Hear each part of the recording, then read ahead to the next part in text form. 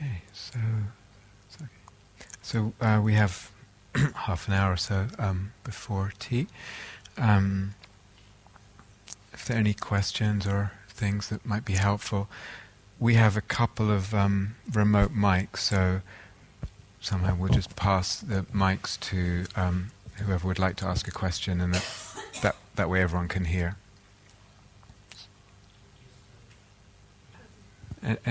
So anyone, please.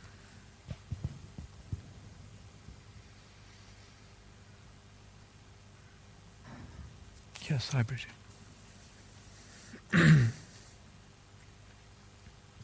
I got confused in that guided practice because I've been in a developing relationship with one image for a while that's proving very fruitful. And I was wondering whether, in a way, to take the opportunity to see whether something else came up. But at the same time, I felt that I was being unfaithful to this relationship that's evolving. Yeah, thank you. That's a beautiful question. Excuse me. Was it that you, when you say to be open to something else coming up, did you mean some other image or some other character, so to speak, or something else happening than had been usual with that same image?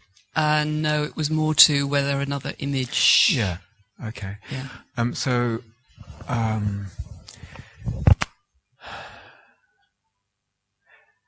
In a way, there's no right and wrong to all this. You know, we're exploring soul. You know, but a couple of things I guess I would say. One is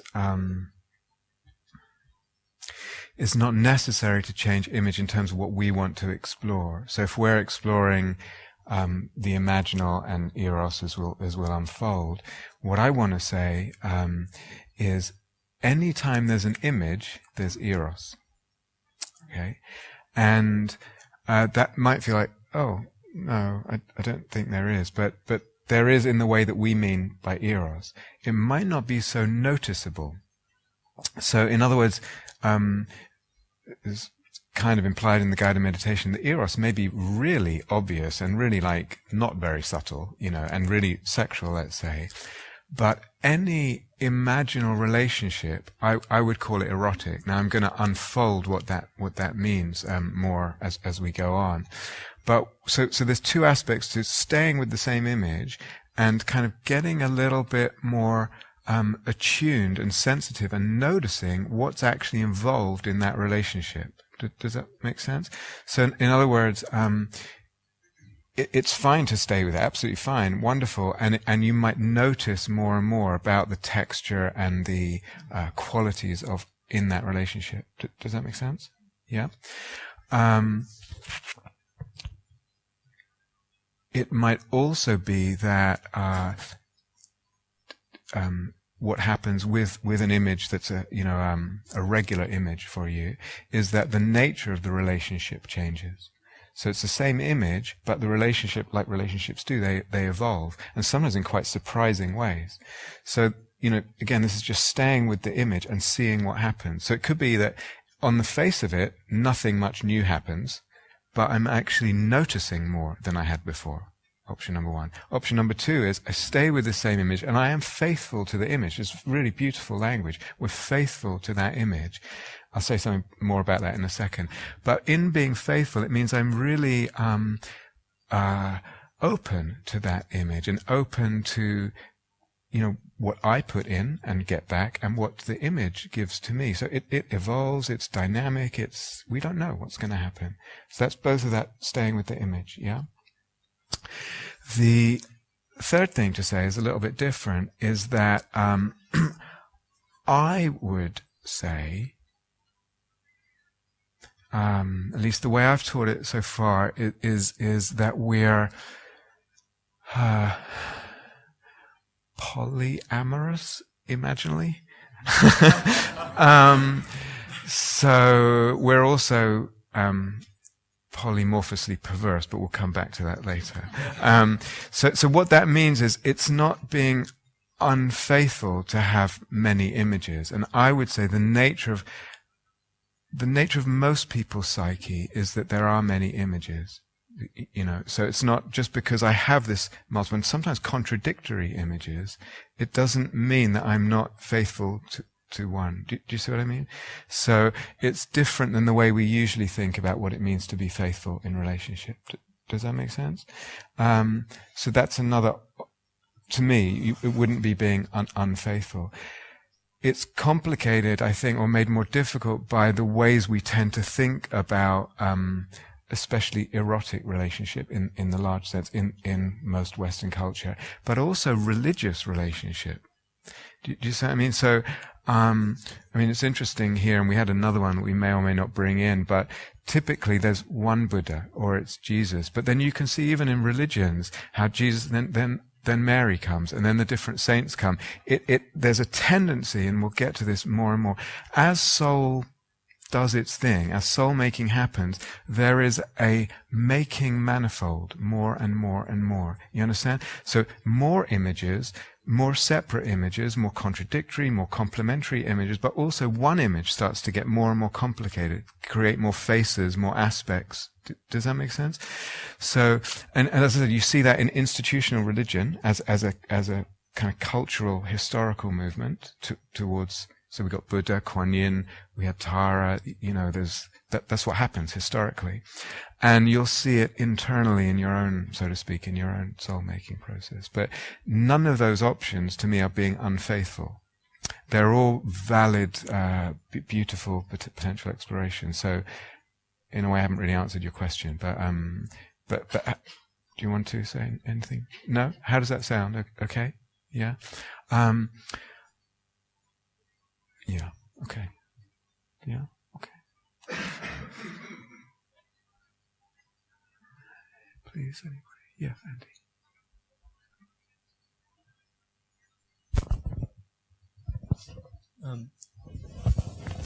Last night you mentioned something about having an erotic relationship with the path in the talk. Mm-hmm. And I was just wondering whether you could say any more about that. If you're going to, you don't have to say it now. There's a whole other talk about that. Could you hear Andy's question? No. Do you want to try again? Okay. Just hold it near your mouth. So last night Rob said about having an erotic relationship with the path, which I found really interesting. I just wondered if you could say some more about that. I can say that there's a whole other talk on it, and we might also devote a bit of practice to it in a couple of different ways. So, it a little bit relates to, in a very general way, what we were talking about with Bridget. What happens, and I think this is in the talk tonight, what happens is that as eros gets going, and as the whole soul-making process gets going, it is very, generative, creative, and prolific in what gets discovered and created, okay? And so in every facet of our life, in every dimension of being, eros can come and infuse and start to inseminate that thing or that relationship or that aspect of being, and then soul making happens in relationship to that being, to whatever that aspect is or that thing is. Yeah. So this could be obviously a person, it could be the path, it could be nature, it could be something in nature, it could be oneself, it could be some aspect of oneself. And in that process, the object comes alive and comes to be more than it was before. And wrapped up in that is meaningfulness, love, dedication, devotion, all these things in relationship to the erotic and imaginally pregnant object. You understand? So that happens in relation to the path. And if I turn around what I just said, I say, where there's love, where there's devotion, where there's meaningfulness, there is eros, there is image happening, there is fantasy. And often we don't realize that. So our life is, people say, I don't have images and this and that. So our life is infused with images. Where are they? Look where there's meaningfulness, where there's love, where there's dedication, where there's devotion, where there's aliveness. That thing is erotically, imaginally alive for you. And it could be something you would never have thought to put the word eros or imaginal with or anything like that. It could be, you understand? It's going to be an idea, it can be something very, your feet, it could be absolutely anything, from the most sort of gross concrete thing to something very subtle, to something seemingly abstract. Anything can come alive in this way. So that's a general point. Do you want more about that specifically now, or do you want to wait? Well, it was more just the sense of relating to it, because it's not an object, it's not a visual image, it's not something kinesthetic. Relating to that, the yeah, part, yeah, or to the pull of that kind of calling. Yeah, well, I would say it is, but this, could you hear that? Ava, could you hear? No, try again, Andy. I can't remember what I said now. It's not. Because the idea of the path or the truth or something like that is not kinesthetic or visual. It's not like an image. What's that? Yeah, not a being. Yeah. Okay, very good. So, could you hear that? Yeah. Okay. So, So, when we have path, you have what? You have goal, or aim, or direction. You have where I am now. You have the being who's treading the path. That's you. You have someone who's done it before, probably, or maybe not. So the Buddha or whoever. Yeah.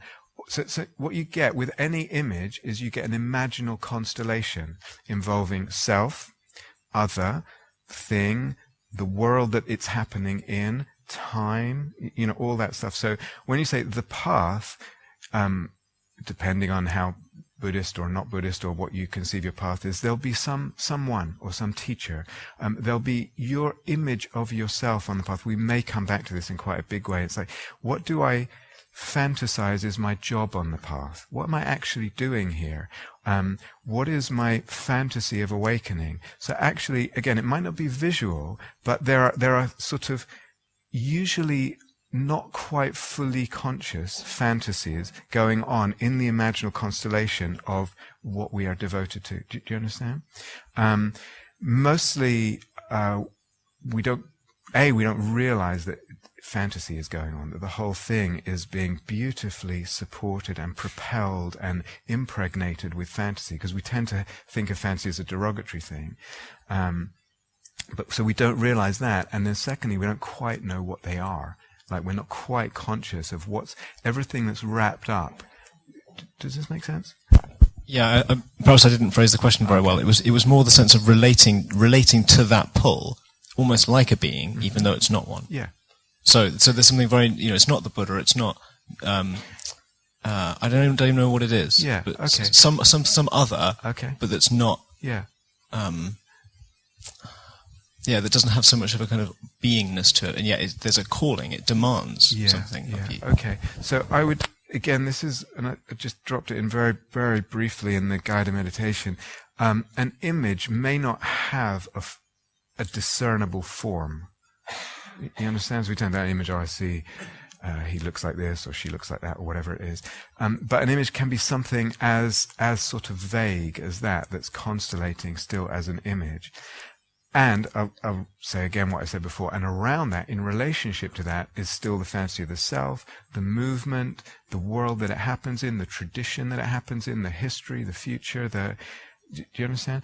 So it's fine if quite often actually, we have images that are not actually, clearly delineated, certainly not visually or in any other sensible way. They're kind of vague, and that's perfectly valid. It doesn't need to be, but there'll be something in there that is a little more formed, if you like the self and what the self's job is, and that kind of thing. Does that? Are you sure? No. Okay. I just want to dwell on this because it seems important.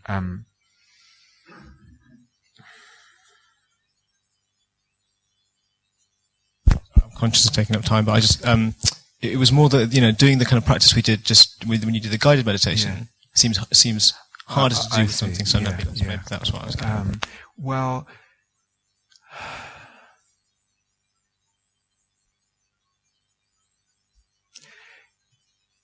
maybe didn't set it up in that way that would work for something like that. But for instance, and we may or may not get to this on this retreat, you can feel energetically and heartfully and soulfully what that pull and that calling does. Even if the object is not quite clear, it's going to do something in your being when you open to it, when you sit with it, when you align with it, when you give yourself to it. Sometimes that's all that needs to happen, and then it's feeling, what does that feel like? Sometimes you let yourself do that, the being opens, and again, this relates to Bridget's question, something then changes in the image, and something may become more formed. But it doesn't need to be.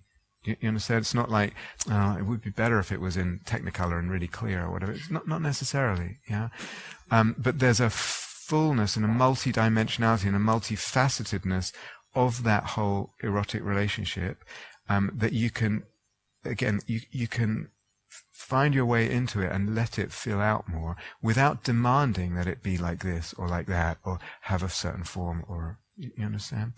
And these things, it's not, I'm very much, not like, now, we're going to tell the imaginal world what to do, and we have an agenda. It should be like this, and not only that, it should fix these things about my personality and whatever. It's more, I would incline more to like being led by something, listening to something, and letting that guide. The other way around. Okay.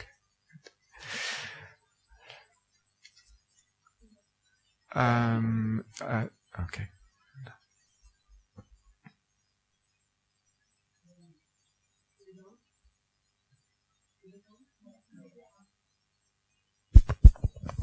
Now is it on? It is on. I'm wondering... you have to hold it near. Listening to your talks, my impression is that the way of relating to the image is much more about resonances and not about interpretation or analysis.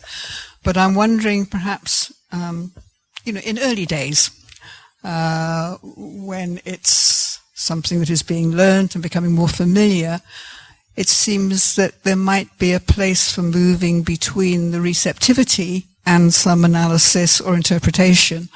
Because what I find is if I allow that, it can kick it off again.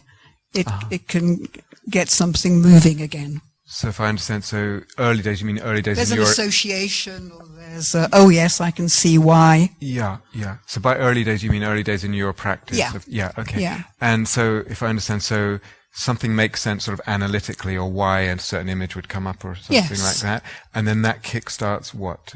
Then it kickstarts something happening spontaneously. Oh, okay. Yeah.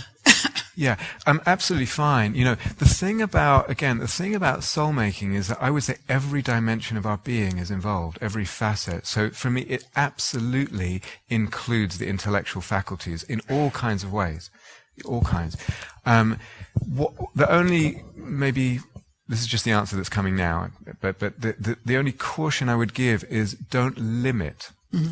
So I've analyzed it, put it in a box, the image will die, the opposite.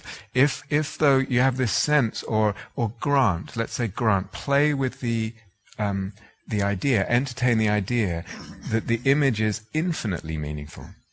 So that whatever analysis comes to you or you come up with at any point, never exhaust the image. It doesn't finish it. It's just one. It means this, and it might mean its opposite, or it might mean something complementary. It might mean many things. Yeah, it's not that you necessarily have to find them out, but there's a kind of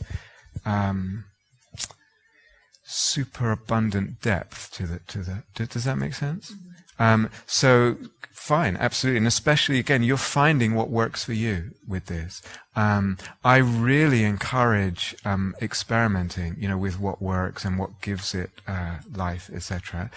I would just be cautious about putting things in boxes, and then because then they die. Yeah. I suppose it happens if an image comes because I've taken something to a sit. So I'm going to look at this. Mm-hmm. And then there's some apparently completely disconnected image.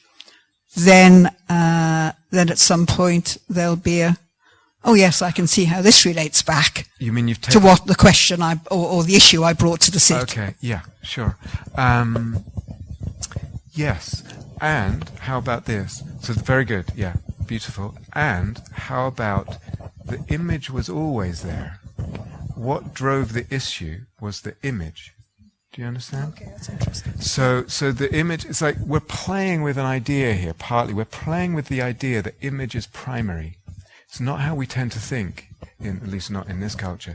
So we tend to think exactly the way you said. So if I had this issue, I had this thought, and then this image came. Fine, it's a great way of thinking, but also the other way around. So there's, again, you're kind of supporting this view of this superabundance and mystery and fullness and primacy of the image, yeah. The specific image. Yes. Yes.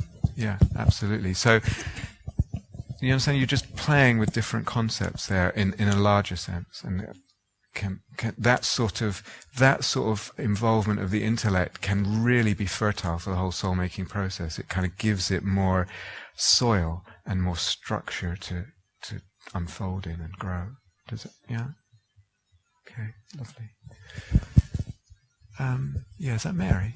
Yes.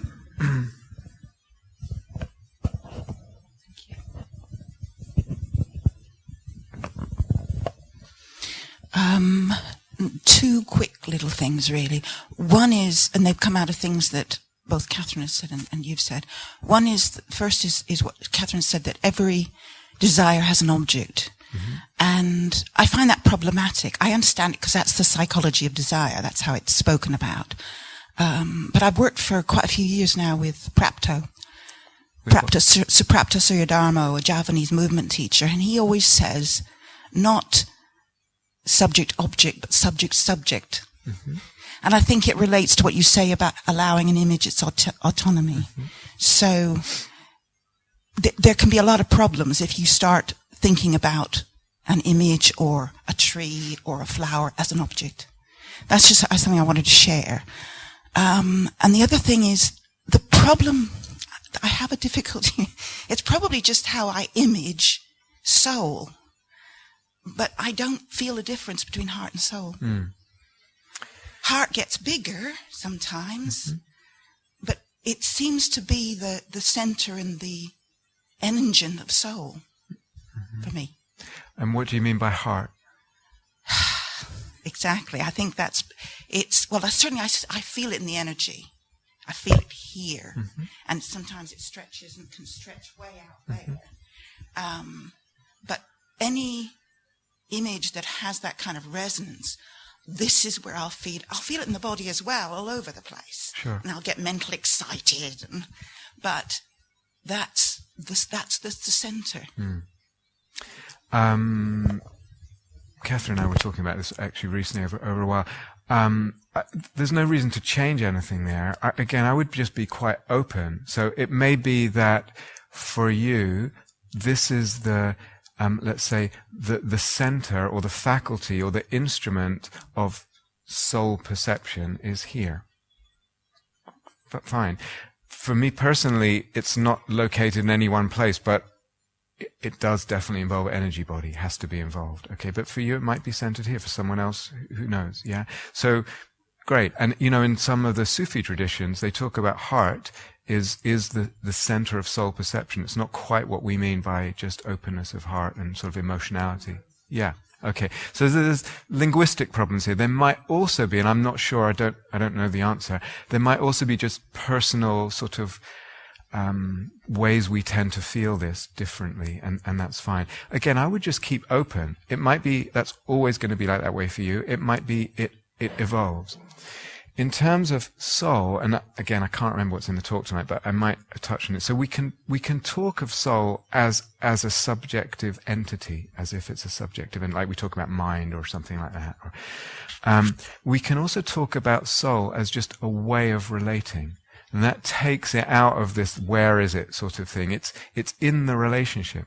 It's a mode of, or actually it's a modes, plural, of relating, if that makes sense. So I think probably what you'll find when I speak is I slip between those two ways of talking about it. But again, I'm a little loath to tie it down to one or the other, if that makes sense. Yeah. Okay, good. Sampo, did you have a question? You don't? It was about the analytical mind. Okay. Sometimes box, and sometimes it tends to kind of inseminate more. Yeah. And I'm noticing a hesitancy in letting myself analyze or interpret because of this. Thank you. So did you get that? Yeah. Yeah. So again, I go back to this thing of there's no right and wrong. It's like surfing or cycling or you know that kind of thing. In the sense of you get in like any meditation practice. We could be talking about emptiness practice here. We could be talking about samadhi. We could be talking about metta. There's a creativity and a playfulness and experimentation involved. And you get the sense of like, whoops, I've gone down a hole here, or whoops, I've fallen off, or I've hit a brick wall, or whatever it is. Or, oh, that's interesting. It feels just right now, or it's opening nicely. And I wouldn't have thought that my analysis would have done that, because analysis is supposed to be a bad thing, or vice versa. I'm analyzing and I get all like just heady and disconnected. Yeah. So I rather than creating a rule, I would just say this is part of the sailing. You're feeling the wind, you're feeling the breeze, the currents of the water, and what kind of catches it right in the moment. There are things we can say, absolutely, that this tends to help and that try and do this and that. But generally, I don't think there's such a formula to all of this, right? It's asking. That's why I keep going about sensitivity and da-da-da. It means in the moment, how's my little boat doing here, with the wind? And you understand? And the second thing, just to reiterate something or put in different words what I said to Linda, there's analysis at different levels. So there's an analysis like that might be particular to this image and say a connection or whatever, my psychological history perhaps, or who knows what.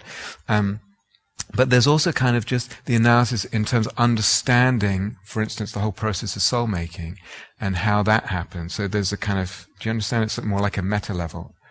So it's all good if it's good, if in the moment, Do you understand?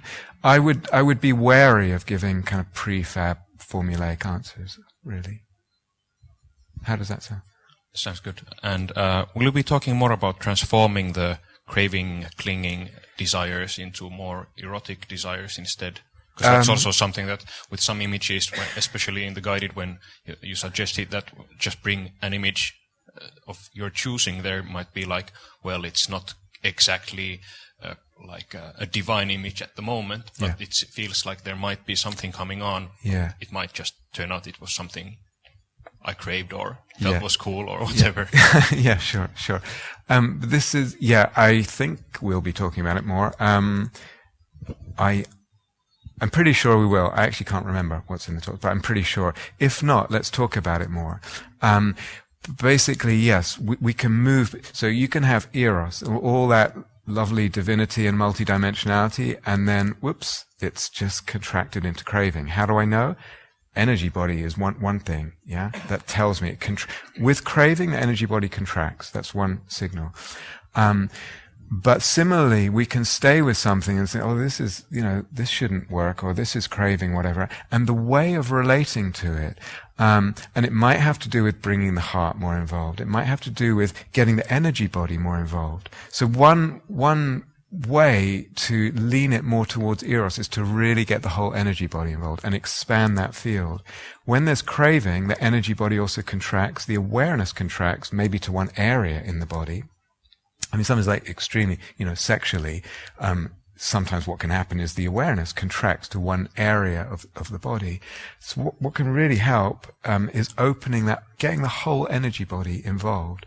So what is it to look at this imaginal object, and I use look in inverted commas, to look with my energy body. Do you understand? And that leans the whole thing more towards what we're calling erotic. Yeah? Humility is another thing. There's this sense that's related to the autonomy. So I give this, rather than they're an object that I want, or they're an object that's going to do something for me. You understand? So even you can have a spiritual, I can have a God that's basically just trying to, do something for me, or that's how I see him, her, etc. So there's something about humility and reverence as well that leans it towards, or opens it towards the erotic. So there's two things for right now, but hopefully we'll be saying a lot about that. Does that sound okay? Yes, thank you. Okay, good. So there was the tea bell. Let's just have a couple of moments quiet together.